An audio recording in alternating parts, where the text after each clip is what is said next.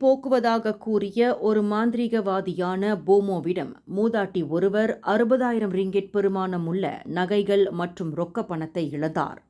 சரவா சீபுவை சேர்ந்த 70 வயது மூதாட்டியிடம் சீன மருந்து கடையின் முகவரியை கேட்டு அணுகிய பெண் மாந்திரீகவாதி ஒருவர் பின்னர் அவரின் கையாட்கள் என்று நம்பப்படும் மேலும் 2 பெண்களின் உதவியுடன் அந்த மூதாட்டியை காரில் அழைத்து சென்று ஏமாற்றியுள்ளனர்.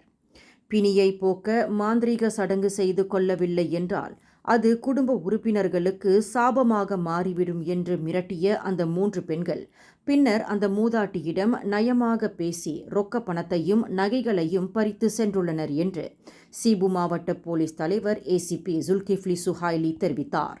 அந்த 3 பெண்களும் சீன பிரஜைகள் என்று நம்பப்படுவதாக அவர் குறிப்பிட்டார். மேலும் செய்திகளை தெரிந்து கொள்ள கீழே இருக்கும் பெல் பட்டனை அழுத்துங்கள். உங்கள் மகிழ்ச்சியை வெளிப்படுத்த லைக் மற்றும் ஷேர் செய்யுங்கள். தொடர்ந்து திசைகளோடு இணைந்திருக்க சப்ஸ்கிரைப் செய்யுங்கள்.